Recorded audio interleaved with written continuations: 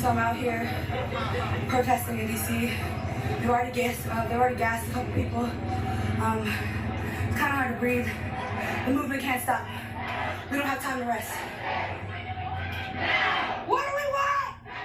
What do we want? For the past 3 days, 23-year-old Ariana Evans has taken to the streets of Washington, D.C.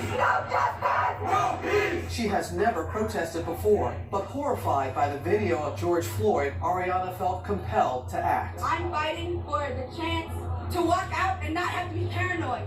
I'm fighting for my chance to actually feel protected by the people that are supposed to protect me. A former private in the Army, Ariana is now a freshman at Prince George's Community College. I've cried over this for years. We've been fighting the same battle, and yet here we are. We're still doing the same thing. Nothing has changed. Nearly 1,700 miles away, Winston Boney and Jason Martin, an engaged couple, are joining their first Black Lives Matter protest. We were getting rubber bullets shot at us, pepper sprayed, tear gas. The screams, the tears, the signs, just the emotion, it was so much.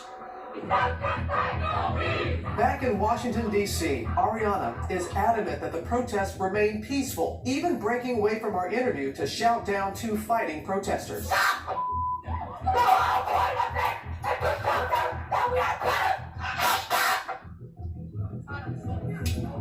Honestly, I understand why everybody's angry. I get it.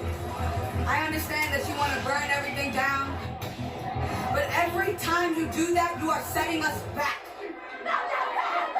All across the country, the protests were mostly peaceful, but sometimes tense, as Winston and Jason suddenly witnessed a standoff of sorts unfold. This one black man took a kneel for police injustices, and he was alone. There was a palpable fear. You could feel it in the air. We were all scared for his life. For some reason, it struck me. I felt like my purpose there was not to be behind him. I felt like my purpose there was to be in front, protecting him. And at which point, I just completely acted on impulse and walked up, stood in front of the man, with my arms up. Jason says in that instant, he felt no fear. I was not afraid. And that is largely because of my skin color. Yes, baby! That one action was a catalyst for all of us to move forward in solidarity. Similar images echoing across the country. I will never know the struggle. I will never know how that feels. All I can do is stand there. I can be a voice. Stand up for your fellow human beings. A day later, nearly 1,300 miles away in Bellevue, Washington, it was a white police chief, a 31-year veteran, taking a knee himself alongside a crowd of protesters. George Floyd was wrong. It was a crime.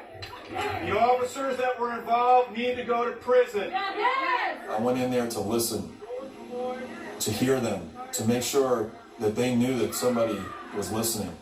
Somebody who looks like me. Somebody in a uniform. I swore, if I ever became a police officer, one of my primary missions is to eradicate injustice.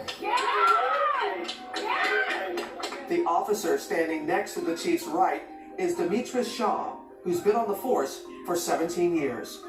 Y'all call me sellout, house, all kinds of stuff. But look up. How else are we gonna change it? You got a bunch of beautiful black men over here behind the badge, making change. And I want to make a different narrative. I put myself in harm's way. My family cries every night. Dad's making a change, but we don't know if he's coming home. So there are people out there willing to put themselves in harm's way to make a change.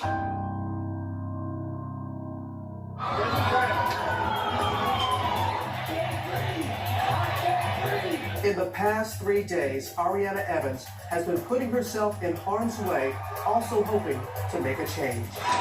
Honestly, I'm not gonna lie, nobody wants to be out here getting shot by rubber bullets. I got shot by rubber bullets yesterday with my hands up, protesting peacefully. I got shot in my back, and I also got shot by pepper spray pellets. But her voice remains unwavering in the midst of chaos, and she has no plans to stop from being heard. What keeps me going is the fact that this cannot be over. My fight cannot be over until racism is. And if you really want to change something, you have to fight for it.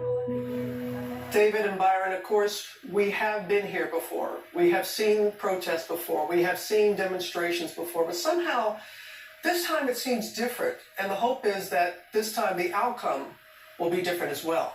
Yeah, we're all hoping so, Robin. And you and I have talked about this, how moved we all have been by the younger generation, Black, white, Latinos, Asian Americans out there protesting. And so much has been made, Byron, about graduates this year. We all have loved ones in our families who are graduating. People have talked about a stolen graduation, but